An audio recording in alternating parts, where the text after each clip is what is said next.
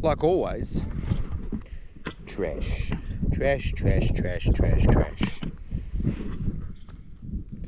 Mentality problem, guys. Mentality problem. Now, it wouldn't be an adventure if my followers didn't think I was brazen enough to drink.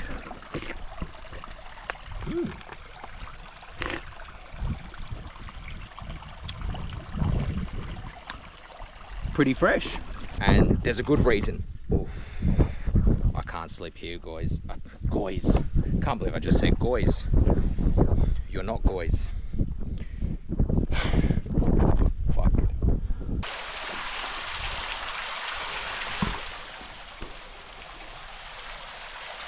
What can I say? Absolutely stunning.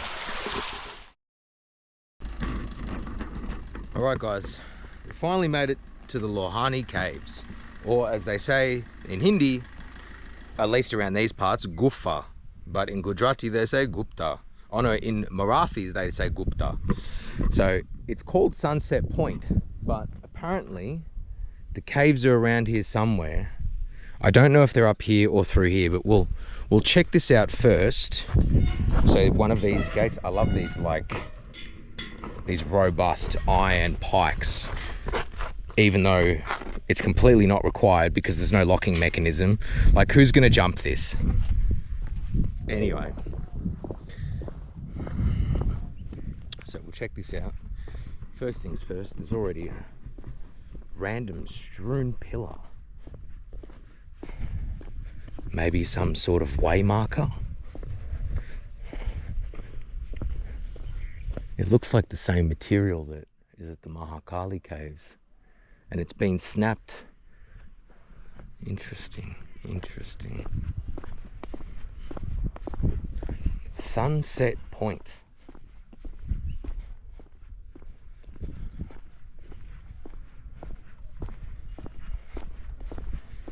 I'm not sure where these caves are.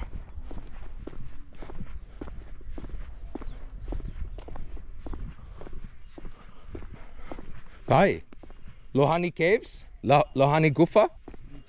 How do I get down? How? Around? Acha. Back? He's going to show me. Because all I can see is the Sunset Point, but I'm trying to get to the caves. Huh? Back to gate? Huh? Acha. Okay, I gotta go back. Dhanyavad, dhanyavad. Okay. I'm gonna quickly check out Sunset Point.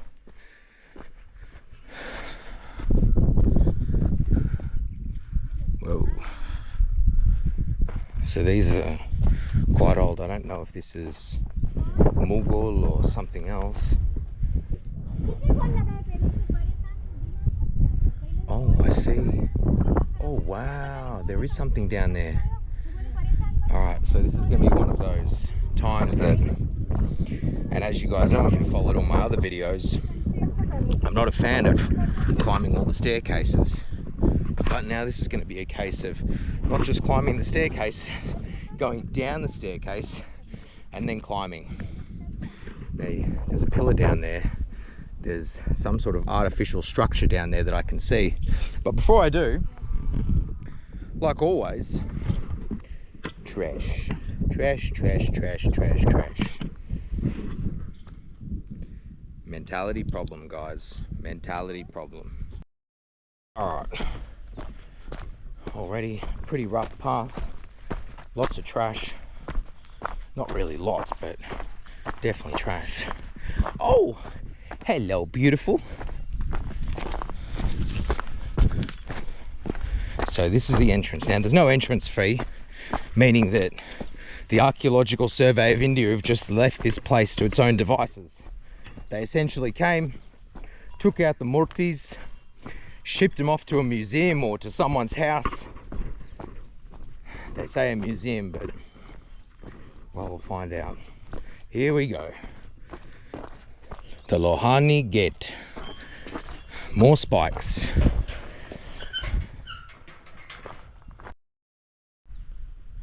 So, what a beautiful view. there's some pillars up there I'm going to go check out in a sec. I don't know if you guys can see this, but there's actually a consistent stream of water that's running from up here down through here and is emptying out just down on the stairs. Now, I want to go up and check out these pillars because there's actually markings on them, and there's these architectural designs that make me believe that indeed these are part of the entire complex. Maybe this place was actually sitting on something much older, and by the time, you know, in the 1800s or the 1900s that people came and rediscovered this place, it was already in ruins. Beautiful, beautiful, beautiful pani. Now, it wouldn't be an adventure if my followers didn't think I was brazen enough to drink.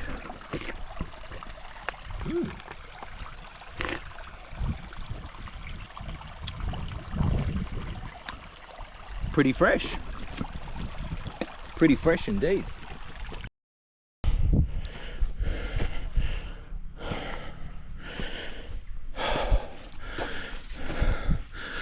Look at this. Wow.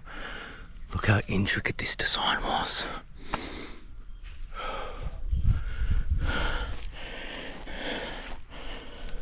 Oh man. Fuck, I can't even catch my breath back. There was some more. Another base of a pillar. Maybe these were the caps of the pillars. Maybe this would actually be the original entrance to the site. I'm quite unclear. But whatever the case may be, some beautiful ancient pillars. I don't know if you can see this. Right at the top there, the mural is actually Vishnu in the center. Whoa. Whoa. And I'm unclear on these characters dancing. They look like they have animal legs. But anyway. Whoa.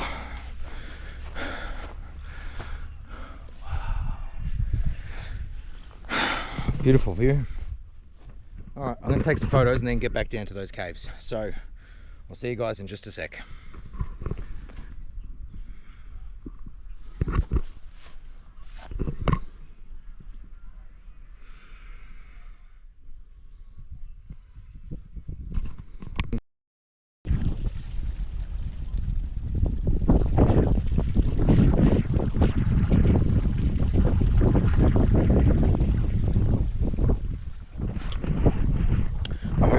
Disrupting the audio footage, but I thought it would come down into this, not ravine, but you would say it's an artificial reservoir or artificial river. I don't know.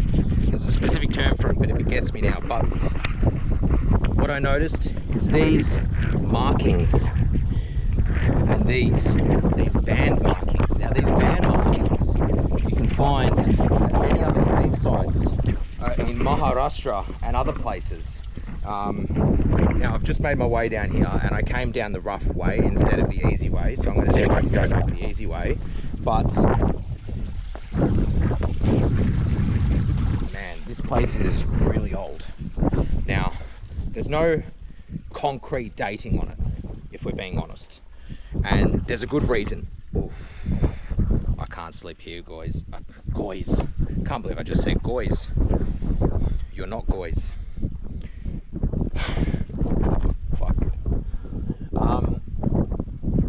Yeah, this place is quite old.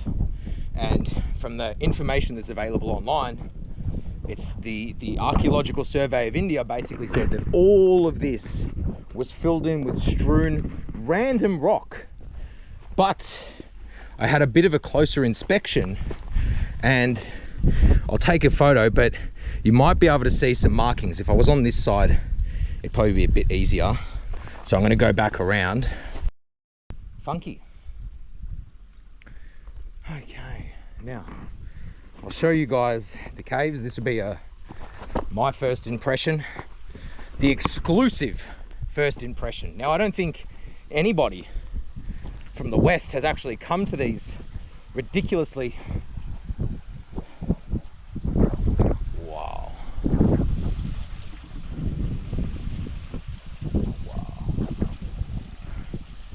As I was saying, I don't think anyone's come to these sites from the West and done a full thorough inspection, but I'm glad I might be the first. So as you can see, and the Archaeological Survey of India said this was filled with rock. So all the water's running from up on the hill line. This is very beautiful and serene. I actually want to swim in it, but I didn't bring my swimming trunks. Fuck, if I bought a towel, I'd actually jump in for you guys. Fuck. I might wash my feet in here actually. But anyway, strewn malachite around the actual physical structure of the caves. Some early carvings. You guys can see some chisel marks from the early inceptions of when the cave begun to be dug. Now, it could have been completed, or within, a significant amount of completion, but based on what I've seen around the site, I suspect that this place actually came under some massive cataclysmic issue. And what I mean by that is Mother Nature took hold of the site and left it to despair for a long period of time. Anyway, I brought my flashlight, or my torchlight. Let's take a look.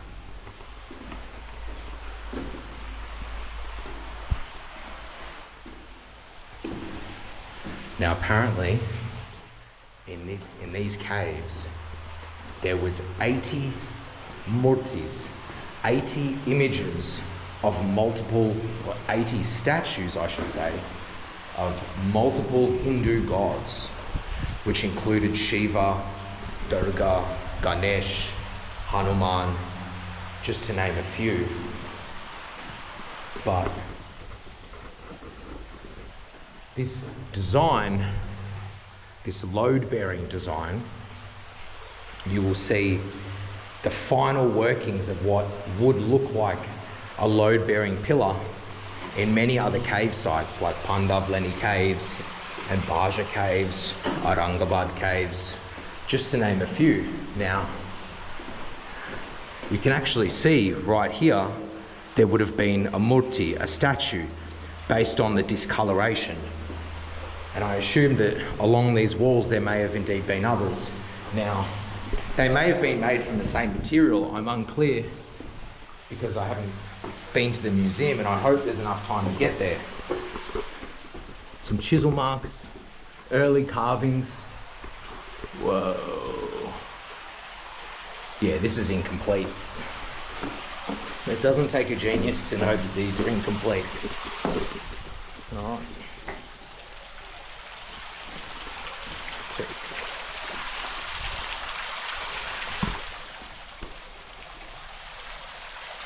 What can I say? Absolutely stunning. Right. Now I think I'm definitely going to need the torch for in here. Oh, you can see there was some carving. It looks like a paw or something. You can see the carvings to enter to this room. Or what you would see at the Buddhist rock cut sites, or even the Hindu, some of the Hindu, or combination of the two rock cut sites, these would be called viharas, which would be seen as the living quarters, at least by mainstream academia. Dude, this place is super old. Now, I didn't bring my regular glasses, and I can't see shit. But there's definitely bats in here. I can hear them. Oh, the ground is unsettling. Look, I'll be honest. I don't think I'm going to go in. Yeah, I don't want to get attacked by bats and get fucking rabies. I mean, I might not get attacked, but who knows. But anyway, there's another cave that I'll show shortly. Someone's left their shawl here.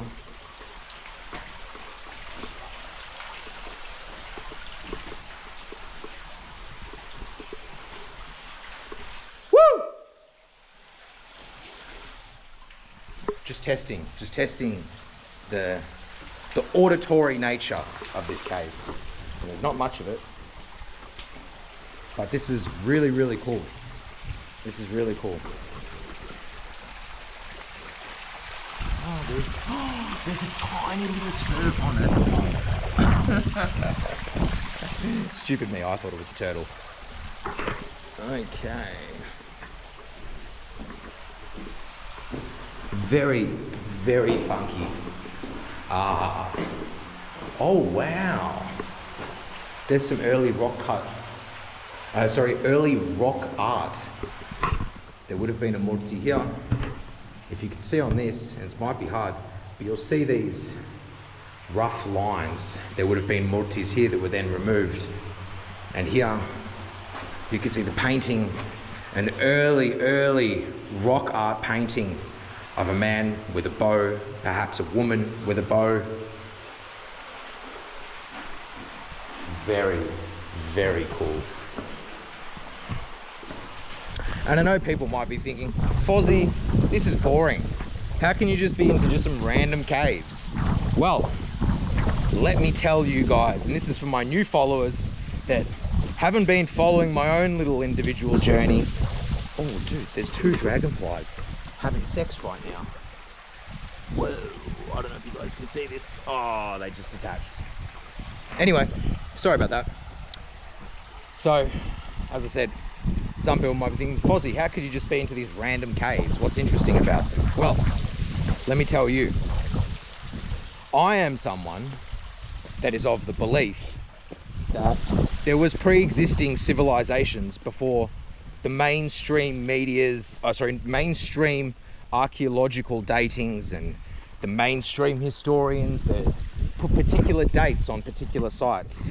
And the dates are always made off of, rudimentary analysis. And that's fine, and I understand. And in some cases, they tend to be right. But in my experience, and from my observational experience, and in some cases, with my experience at the caves, my first-hand experience, this is not the case. Now, if you saw my first video that I made of one of the cave systems in India, in Bharat, was the Nasik caves. Now, I'll put a little thing up here that you can click, but essentially, if you go to those caves or if you view the video, I'm going to give you more or less undeniable proof that there was an advanced high technology that was used to not just carve out the caves, but to measure the astronomical alignments, etc. And that sparked my interest. And since then, I've had this deep-rooted passion and this deep-rooted belief that's completely unwavering that most of these cave sites are indeed from an older civilization, from a pre-Harappan civilization or a pre-Indus Valley. I mean, they're the same thing, but you understand what I mean. Now, I don't want to go too much into it, but I am a believer that there was a civilization of Atlantis and things of that nature. But at least when it comes to the caves across central India, there's enough evidence that I've collected to indeed show that these places are much older than what their datings are. And I'm gonna give you guys a book or a document to read if you want to. It's called the Epigraphica Indica, and it is a culmination, a coalescence of thought, of historical relics, of places all across central India, the places being cave systems, whether Buddhist, Hindu or Jain, or anything in between. And when you pull all these together and read through them, you come to the determination that, oh, none of these caves have actually verifiable datings on them. It's just merely people have just come, set up shop, like over there with the person that's made the rock art of the man or woman holding the bow. That's just an occupation of the site. I think occupation is the right word. Yeah, I could be wrong, but it's been a long day. My point being that I truly believe that a lot of these cave sites are much, much older than what the mainstream academic thought puts upon them. Now, the last cave doesn't look like that. It does not look like it is that big. And there's trash here. But as you can see, there is indeed chisel marks. There is indeed these holes that connected to this side, much like all the other caves. God, this ground's gonna be wet, isn't it? I just know it. Oh, it's not too bad. Now, I don't know if there's any bats in here, and there probably is. And I can literally, oh no, that's a glass bottle. I thought that might have been dead bats.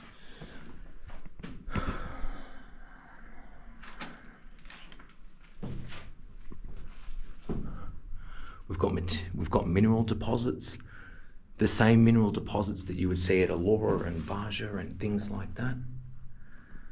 Right, so this was the early workings of another part of the cave system that, in my view, would ultimately become a grand temple or a grand site that would be used as an aquifer or a reservoir, or maybe even a step well, to provide water down into the basin below, where you would have smaller towns and villages that would require the pani, the water that would come from these embedded aquifers that sit in the mountain lines and the ridge lines of these huge mountainous ranges.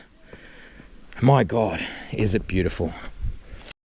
Do you think I can make this?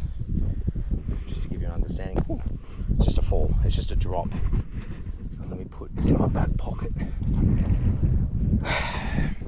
Minerals. Make sure there's no animals that are going to pop out. So this looks like it's calcite.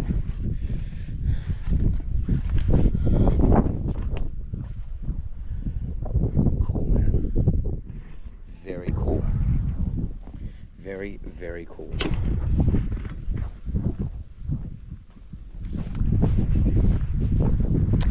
All right. So that's all the caves. And I think, one more thing. I took some photos of it and myself with it, but much like up on the hill line there, where there's these two incredibly old eroded pillars that have been subject to Mother Nature, and bear in mind, this whole place was covered in dirt and rock for a very long time. My God, I got rocks in my shoe. Are yard, get out. Oh, for fuck's sake, I'll just deal with it.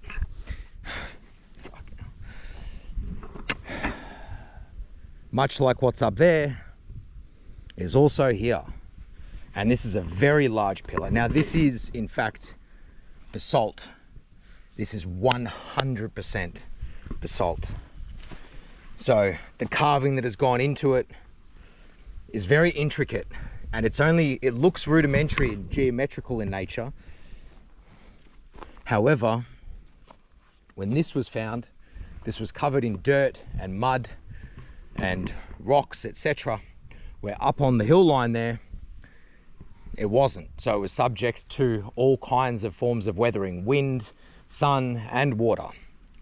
So this one's much more intact, but it's split or it's broken, maybe at the midway section or the top, which is an indicator to me that this pillar may have been double its size. And usually where there's one, which you can see on the base, there tends to be a second nearby. Now it's not here, it's not on this side, but it might be here somewhere, covered with soil and grass. I'm really not sure, guys, but anyway, I'm sure I'm boring you at this stage.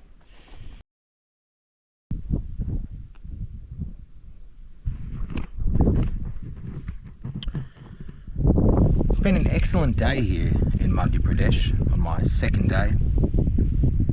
I've seen a bunch of forts and palaces and jakurs, outposts, things of that nature. It was a lot more than I was expecting to see, but my driver insisted that we check out some of these places to give me a better idea and a better understanding of not just the history of Mandu, but also the, how would I describe it? What's the word I'm looking for? My gosh. The strategic advantage that one would have to set up operations within these mountainous regions. And what a beautiful place Mandu is. It is a place that is off the beaten path. It is a place that is desolate in many respects. Once a place that was a thriving hub for the Mughal Empire and for the Malwas that were fighting against them in their initial inception into the regions of Madhya Pradesh. But yeah, I'm probably going to head back now. I'll see, we might have time for the museum, but as I said, I probably won't be able to use my GoPro, so I'll just take some video footage on my phone and some photos and load them up onto Twitter, YouTube and Instagram. So if you've enjoyed this footage throughout all the videos that I've released so far and all the ones that are yet to come, I thank you for your support. It is immeasurable and it means so much to me from the bottom of my heart, and it fills my atma, with my soul, with such bliss that I'm able to showcase these majestic and rural places that many foreigners and many Indians, many Bharatians don't get to see. So anyway, guys, from the Lohani Caves to wherever you are in the world, good morning, good afternoon, and good evening. Jai Shri